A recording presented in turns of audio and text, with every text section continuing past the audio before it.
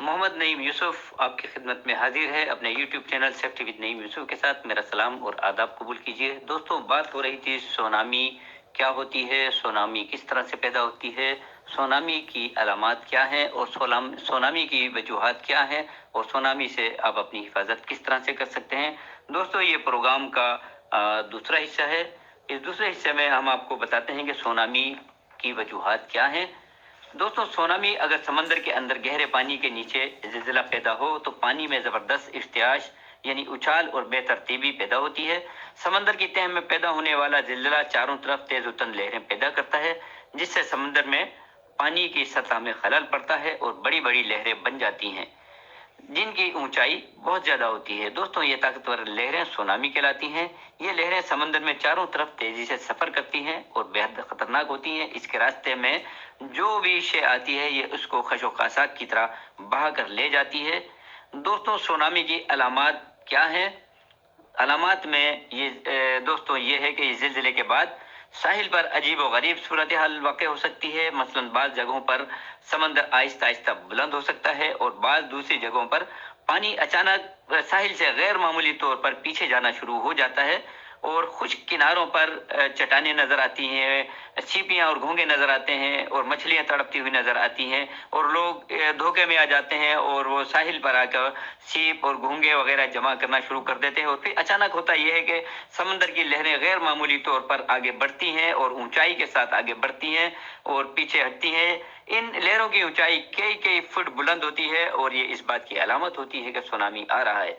दोस्तों, सुनामी लहरें खुले समंदर में हवाई जहाज से भी ज्यादा तेज रफ्तारी से सफर करती हैं और साहिल की तरफ बढ़ती हैं और साहिल के करीब इनका शोर बिल्कुल ऐसा ही होता है जैसे रेलगाड़ी के इंजन का शोर होता है, बल्कि इससे भी ज्यादा शोर पैदा करती हैं। दोस्तों, सुनामी की अलामत एक तो मैंने जो आपको बताई हैं सुनामी की अलामत। इसके अलावा ये भी है कि एक अर्ली वार्निंग सिस्टम होता है, यानी किसी खतरे से पेशगी आगाही के लिए कुछ कुदरती आफात के लिए अर्ली वार्निंग सिस्टम होता है। दोस्तों, इंडोनेशिया के शहर बंदाचे में 2004 में सुनामी और इसके नतीजे में आने वाली तबाही के बाद वो मुल्क जो समंदर के करीब हैं, सुनामी से पेशगी इतला देने वाले आलात यानी अर्ली वार्निंग सिस्टम उन्होंने लगाए और अर्ली वार्निंग सिस्टम सुनामी के खतरात को भांपते हुए खतरात के इलाके में सायरन बजाते हैं। अब दोस्तों, सुनामी से आप अपनी हिफाजत किस तरह से करेंगे? कुदरती आफात को दोस्तों आने से कोई नहीं रोक सकता, लेकिन अच्छी तदबीर से, अच्छे इक्विपमेंट से, तरबियत और आगाही से आप इन कुदरती आफात के नतीजे में होने वाले जानी नुकसानात को कम जरूर कर सकते हैं। दोस्तों, मैं आपको बताता चलूं कि बाकी कुदरती आफात की इत्तला किसी न किसी हद तक हमें मिल जाती है, लेकिन वाहिद जिलजिला एक ऐसी कुदरती आफत है जो बगैर किसी इत्तला के आता है।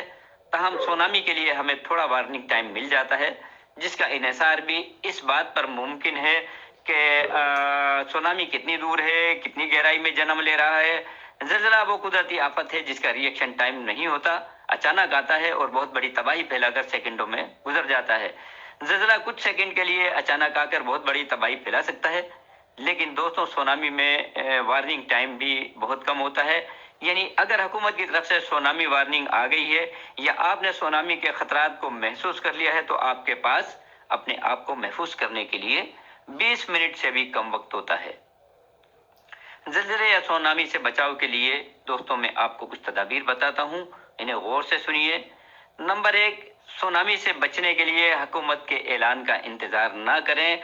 अगर आपने जैसे ही सुनामी की अलामत को महसूस कर लिया है तो फौरी तौर पे इवैक्यूएशन करें, यानी उस इलाके को खाली करें। और स्पीडी इवैक्यूएशन यानी तेजी से इलाके खाली करने का इन्हिसार इस बात पर होता है कि आपने ज़माना अमन में यानी जब कोई आफत नहीं आई है उस वक्त आपने इसकी ड्रिल की हुई है, इसकी प्रैक्टिस की हुई है। दोस्तों, नंबर 2, जो तामीरात की जा रही हैं वो बिल्डिंग कोड्स के मुताबिक हों। जिलजिला प्रूफ इमारतें बनाएं बिल्डिंग कोड्स के मुताबिक।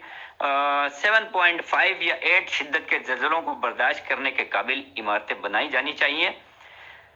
नंबर 3, अगर सुनामी की कुदरती अलामात जो मैंने आपको बताई हैं ज़ाहिर हों या आप सरकारी ऐलान या पेशगी सायरन इतला अर्ली वार्निंग सिस्टम सुने तो फौरन साहिल से दूर खुद भी भागें और दूसरों को भी बताएं, क्योंकि आपके पास सुनामी से बचने के लिए 20 मिनट होंगे या 20 मिनट से भी कम का अरसा आपके पास दोस्तों होगा। नंबर 4, सुनामी से बचने के लिए समंदर की मुखालिफ सिमत में भागें या किसी ऊंचे मुकाम पर ऊंची बिल्डिंग या ऊंचे टीले पर चढ़ जाएं। नंबर 5, सुनामी के खतरे की सूरत में समंदर में तैरने या तस्वीरें खींचने ना जाएं।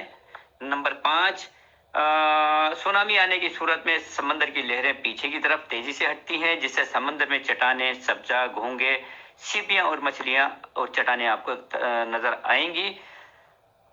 लोग ये करते हैं कि जैसे ही पानी हटता है इन्हें जमा करने में लग जाते हैं। होशियार रहें, समंदर का पानी कई फीट बुलंद होकर तेजी से वापस आपकी तरफ आता है, लिहाजा ऐसी कोई हमाकत ना करें।